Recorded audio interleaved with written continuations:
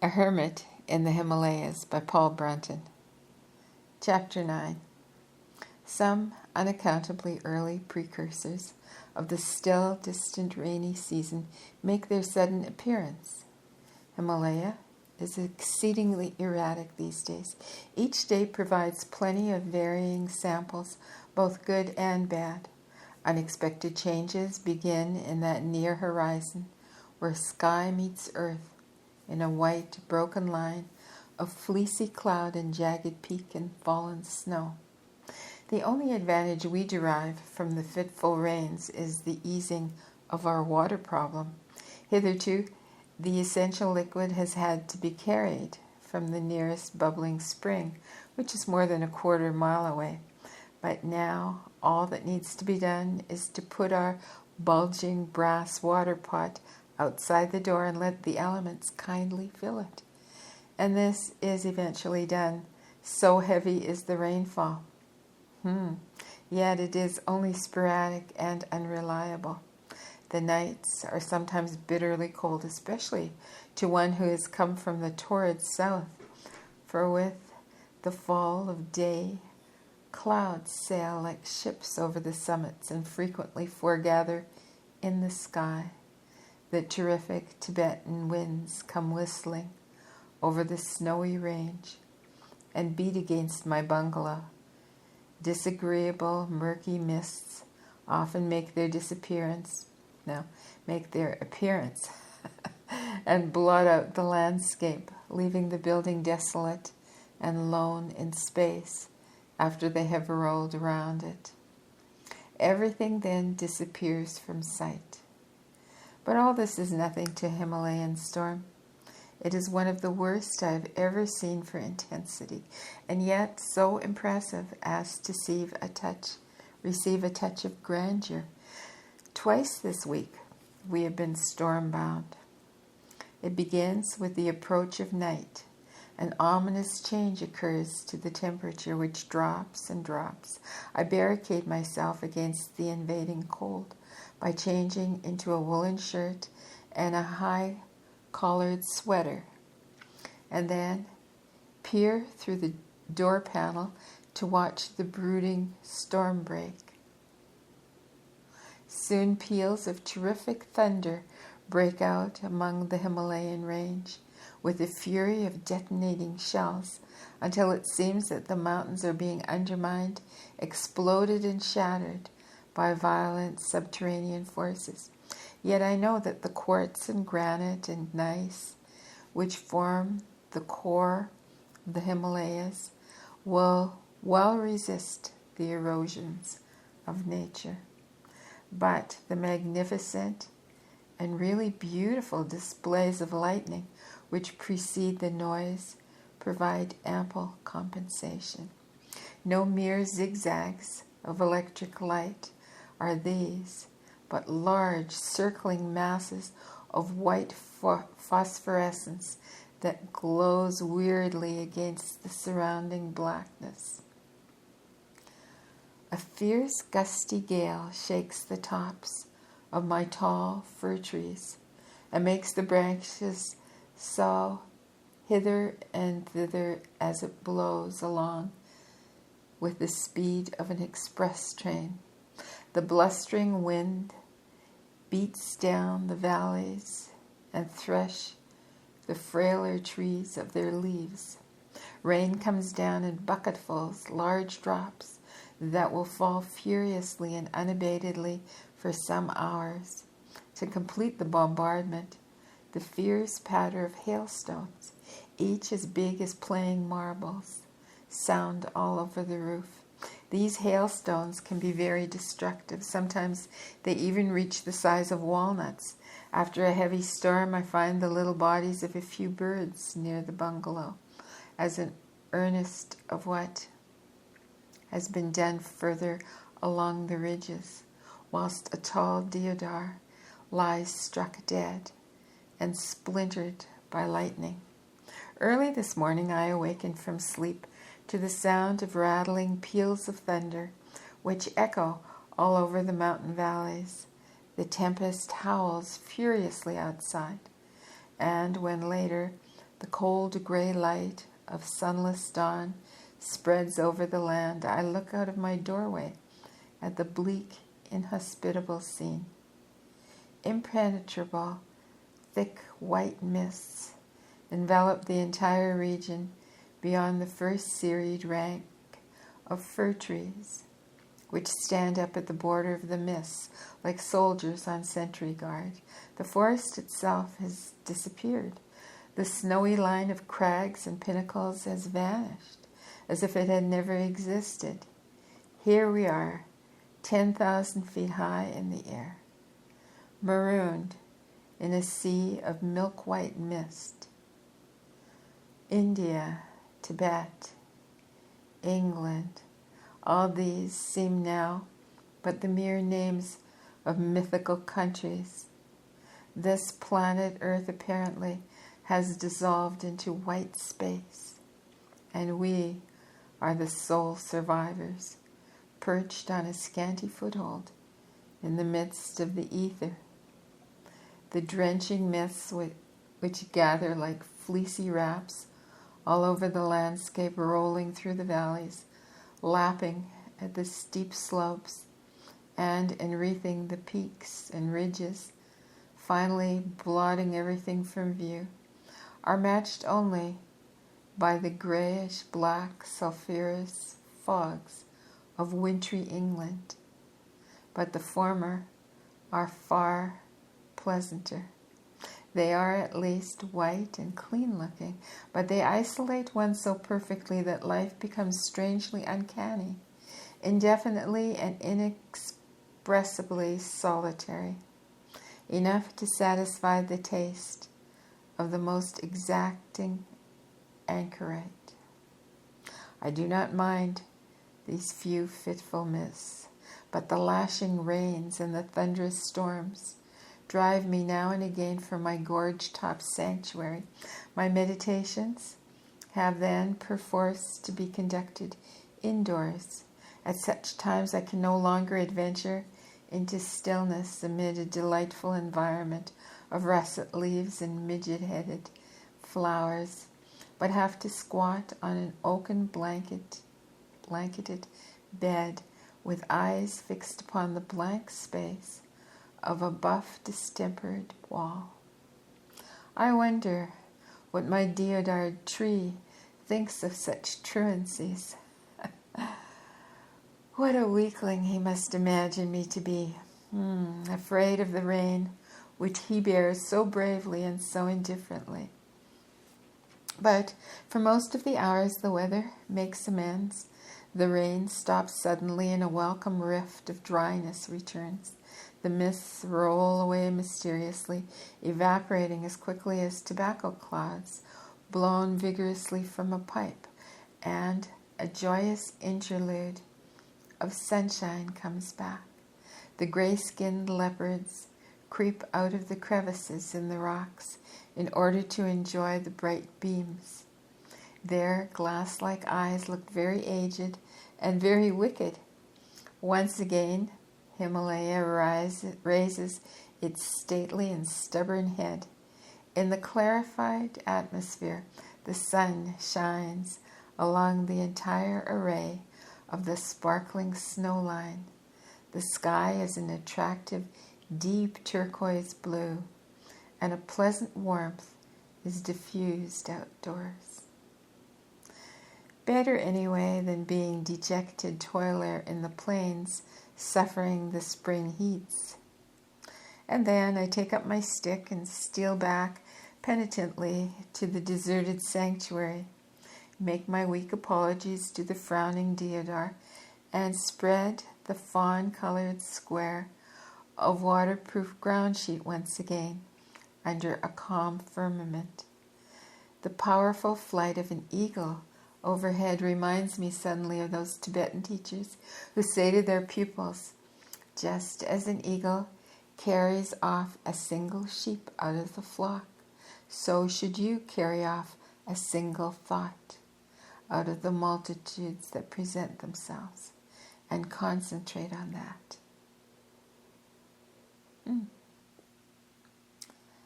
Butterflies come flitting up out of the forest and a light on the solitary wildflowers. And the peace which enfolds the scene is broken only by the jubilant song of happy birds, cageless and free as they are, which take up the diurnal praise of Himalaya and its forests. My deodar nods momentarily in a light breeze with the grave dignity becoming to a sexagenarian. The speckled crest and saffron neck of a hoopoe bird cross my line of vision. And in that glad restoration of nature, which makes Himalaya such a constant splendor, I discover a diviner footing for my body and a diviner ministration to my mind. For as I sit and let my thoughts melt imperceptibly into the silence, the Overself touches me and begins to draw me inside. Then it throws its holy mantle over my blemishes, and I know not what has become of them. So all men must disengage themselves from the chains of personality. My servant comes to me with the plaint that the smashing of my wristwatch has deprived him of an essential feature of civilized life, knowing what time it is. In consequence, he does not know when to start preparing my meals and has to guess his way, with the result that on some occasions he announces lunch only to find himself disconcertedly waved off, while on other occasions I announce my hunger when he has no meal ready yet to satisfy it. I receive the news with commensurate seriousness, for I see that his plaint is a just one. A little pondering, and I decide to improvise a rough sundial solely for his benefit. In the forest I select a narrow piece of straight wood which is smoothed and planted firmly in the ground behind the bungalow, and then I wait till the following day, when at sunrise, noon, and sunset I make my first markings by the setting up of 3 stones in the ground along the line of the stick's shadow. It is then an easy matter to shift the shadow marks so as to correspond roughly with the desired hours for breakfast, lunch, and tea. So long as we have sunny days, we shall have our primitive clock in perfect working order, allowing for variations in the length of shadow cast as the season advances. How time is our tyrant! We have made its measuring and figuring a necessity of our existence, and yet man, in his inmost self, is a timeless being. There is little agriculture in this kingdom of Tehri, T-E-H-R-I, and little space for it. The earth does not yield itself docilely to the cultivator's plow, for nearly everything is mountainous, wild forest or barren rock and stone, hence the pasturage of goats and cattle which climb and descend the mountainsides in a surprisingly nimble manner, is an important occupation for the few inhabitants who tear their scant livelihood from the reluctant bosom of the ranges. A mountain goatherd who is wandering with his flock of squawking goats in search of pasturage reaches my vicinity. His clothing is ragged, consisting indeed of the usual costume of these men: a round, flat-topped, stiff cap, a tight, tattered jacket, a loose ancient shirt, and a loincloth. A stubby growth of black beard fronts his strong, jutting chin. His eyes, from long habit, are screwed up in defense against the sun glare. His skin is the color of burnished bronze. His arms are folded akimbo on his chest, a large curved dagger in one hand. His whole face is rugged and weather-beaten. His naked feet are covered with dust.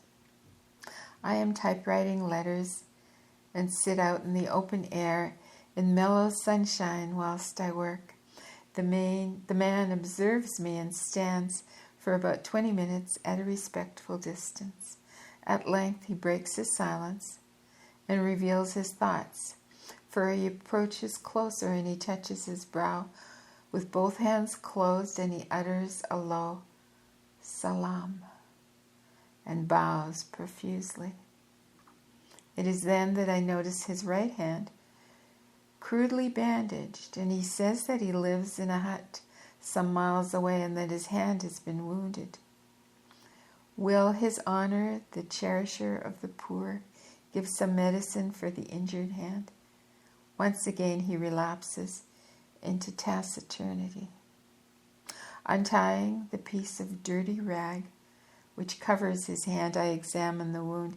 He has evidently been bitten by some fierce beast. A large piece of flesh has been torn away, leaving a terrible sight. It's a dirty, jagged, bloody mess. The filthiness of its wrapping involves the danger of septic development. The poor fellow does not realize the importance of caring cleanly for a wound on the body which is not too often washed. I wash the mauled hand carefully with some boric solution as a mild disinfectant. Cover it well with the dry boric acid powder. For the same purpose, apply some green ointment to assist the healing, and then fix clean lint and a new bandage to finish the job. I give him a supply of powder, ointment, and bandages with instructions on how to use them. He salams once more and disappears slowly along the ridge with his noisy flock, his face now looking as bright as a schoolboy at games, a happy, hearty little man. I envy the simplicity of his soul. Hillmen, like him, live in close association with nature and develop a sincere, if untutored, character, and one untroubled by intellectual problems. The ancient historians of India tell us that the early people of that country were so honest that they never needed to lock the doors of their houses. Some remnant of this latter custom prevails among these hillmen, and I conclude that something of the same absolute honesty is theirs too. Their contact with the outside world is but little, and with modernity less. They have not joined the general scramble for more money and education. They have not joined the general scramble for more money, and education could not make them much happier than they are. They are surprisingly gentle and peaceful. Surprisingly. They live the poorest of lives, but keep happy. And despite my envy, I prefer to taste of the tree of knowledge and pay the requisite price. I cannot undo the past and change places with such a man as the one who has gone down the lone trail. These folk have curious proverbs and quaint expressions. The inescapability of fate is described by, quote, God gives even though the roof, no, God gives even through the roof of one man's, no. Oh, let me start this again. Quote, God gives even through the roof of one's house. End quote. God gives even through the roof of one's house. The interdependence of humanity is phrased in, quote, no man can shave his own head. End quote. A clever reminder of the transience of life is, quote, men say that time passes. Time says that men pass. End quote. When nothing further can be done in any manner, they shrug their shoulders and they say, "No village beyond Mana." Mana is the last inhabited spot on a pass into Tibet. 2 large black scorpions have wandered into my bedroom within the week. They are queer, unpleasant fellows, not quite so lively at this high altitude as their yellow Egyptian cousins, perhaps, and far less common, but quite capable of administering a vicious sting with their poison tails. If nature sends me some varied visitors, destiny, to my surprise, sends a companion. True, I had hoped for complete solitude, but solitude à deux may not be altogether bad if another is a pleasant person, and so the newcomer turns out to be. I can see at a glance that she will respect my hours when I wish to be alone. This lady, and yet sing entertainingly during the hours when I can tolerate company. I could do worse. When my wandering feet shall one day come to rest, then make my permanent home address in the Himalayas with her.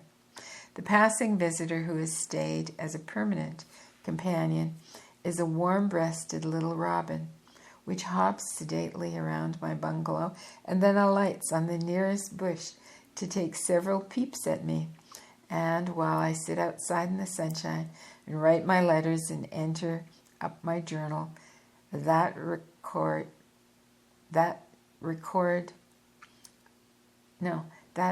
of passing scenes and surrounding sights, of a few interviews and many meditations, in which I put my heart under a microscope and report what has come to me and what I have beheld in the shining hours of ecstasy, as some celestial journalist might report them, to keep as a recollection for later years. Oh, that's quite beautiful. That whole paragraph is really beautiful. I'm going to read it again. The passing visitor who has stayed as a permanent companion is a warm-breasted little robin which hops sedately around my bungalow and then alights on the nearest bush to take several peeps at me, the while I sit outside in the sunshine and write my letters and enter up my journal. That record of passing scenes and surrounding sights, of a few interviews and many meditations, in which I put my heart under a microscope and report what has come to me, what I have beheld in the shining hours of ecstasy, as some celestial journalist might report them, to keep as a recollection for later years. It has won a corner of my heart, and for its sake I keep a pocket full of biscuit crumbs in waiting readiness. When its confidence is assured, and it gets over its fear of humanity, it accepts my proffered invitation and hops down and approaches nearer and nearer until I reward its wide open mouth with a generous measure of its parasitic food. Each time I see the lovely reddish gold coloring of its underbreast, I feel a trifle happier, a trifle gayer, as though nature has sent me a silent message, bidding me to be of good cheer. I love my dear robin, and I hope it will not leave me.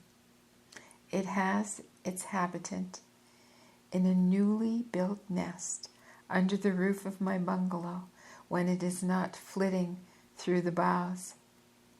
But by contrast, there is another inhabitant of this region. He is a vociferous crow which lives on the very top of the forest fir tree overhanging my patch of grassy stony ridge. With every gusty breeze, he is in danger of losing his foothold on the treetop, to which he insists on clinging. The violent efforts he makes to retain his balance are indeed comical. Once he disappeared for a time longer than his wont, so I went off in quest of the truant. I found him near my sanctuary, amongst a batch of other crows who were gathered in grave assembly, apparently discussing state matters in their croaking voices. He has a hoarse, throaty voice, which he does not believe in hiding under a bushel. He is like a loudspeaker, with the consequence that every animal, every bird, and every insect on the mountain must know where he is domiciled. He too hops around the ground at times with open beak, although uninvited, in an awkward and amusing series of flops and jumps, pecking jerkily at the crumbs. His large beak, his mournful black feathers, his suspicious yet curious glances as he solemnly watches me tap the typewriter keys, his harsh croaks will all print themselves on my memory for after years. If the robin is the pretty little singing girl of my court, then the crow is the unofficial fool and unconscious jester. Just before dusk every evening, and with the oncoming end of the violet sunset, a whistling thrush appears upon the stony patch, which does duty as a stage for my bird companions, and treats me to an excellent performance. It whistles as well as any schoolboy equipped with an instrument, and certainly far more musically. Again, in contrast to the crow's harsh croak, is the gentle, soft cooing of a pair of turtle doves with brown mottled plumage, who come quite close to me and watch my movements with great curiosity. I watch them too, but did they but know it, for I am interested to see how loving they are towards one another, never going out of each other's sight, nor permitting much more than a few yards ever to come between them. A fourth companion I never see but hear. It's a cicad, C-I-C-A-D. The insect inhabits the crow's tree, albeit much lower down, and its shrill chirp whirs at fixed intervals like a rattle.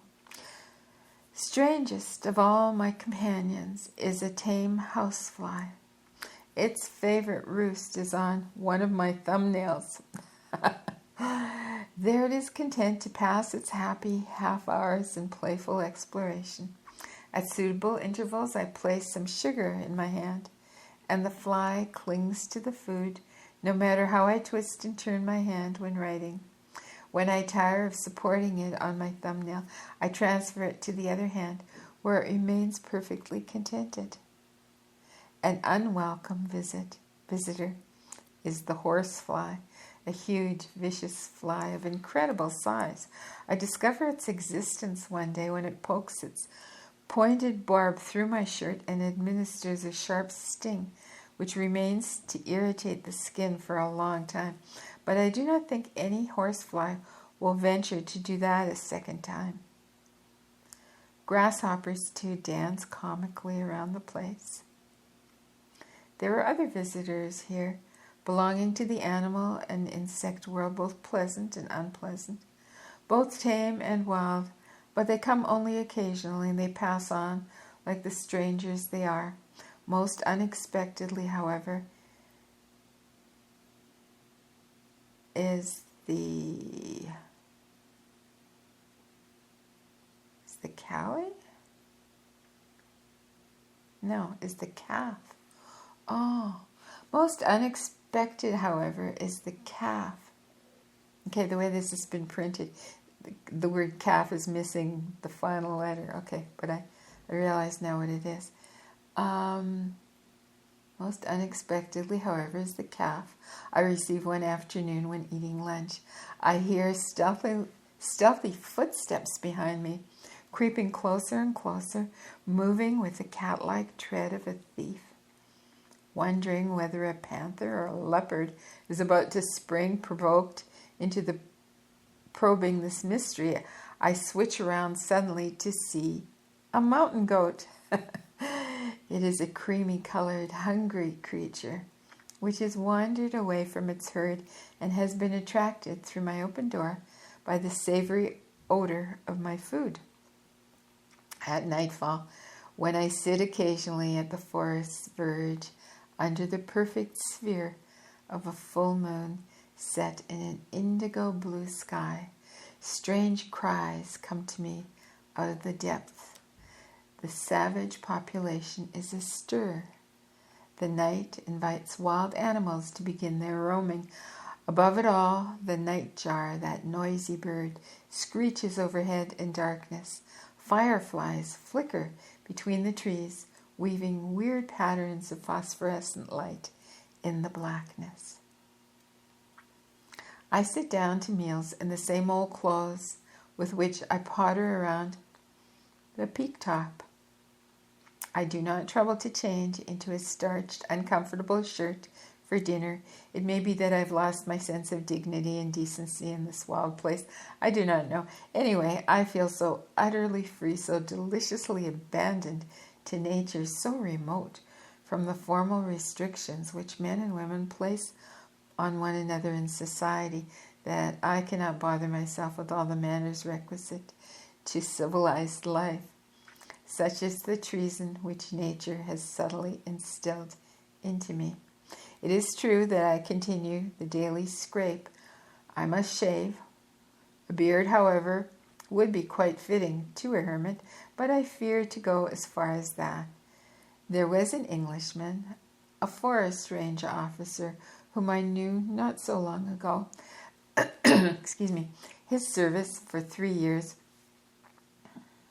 was in a sparsely populated part of the Punjab, where a meeting with another European or an educated Indian was a rare event of this lonely existence. Nevertheless, he did not hesitate to put on his black dinner jacket suit and white stiff collar every evening, without exception, when sitting down to dinner, as though he were at a formal party.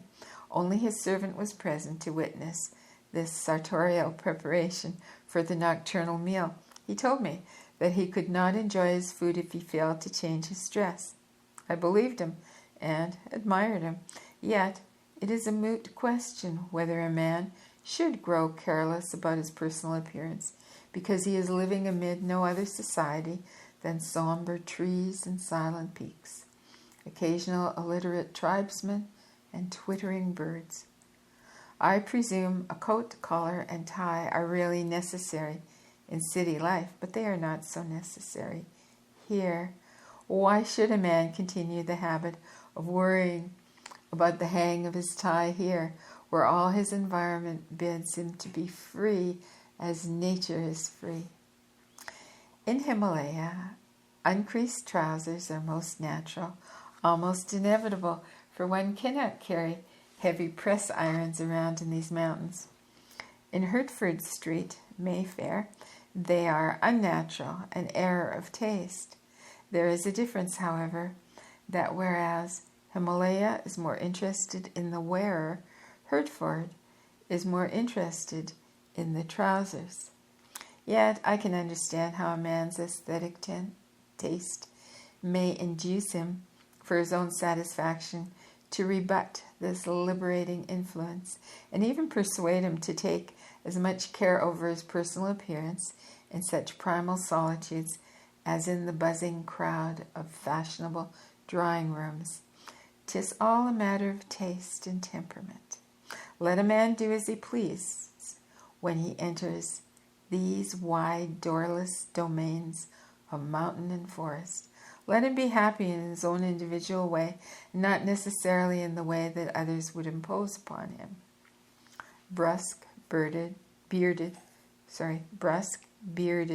Carlyle has given us the peculiar panting style, a philosophy of clothes, and shown us how, in their glass, we may read the man.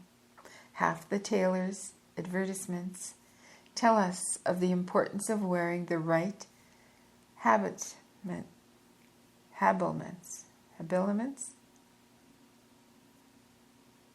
Fashion and fastidiousness are the dictatorial rulers of the world. Only the millionaire and the sage can afford to wear shabby suits or the wrong dress. Only the millionaire and the sage can afford to wear shabby suits or the wrong dress. Not needing society's good opinion, the world has to accept them anyhow, but they are rare oddities whom we meet once in a while. The others must keep their ties straight, or their pride will fall to earth, devastated by the censorious frowns and shallow judgments of the fashionable. And that concludes chapter 9. That was lovely. Okay. Hope you enjoyed it. Till soon.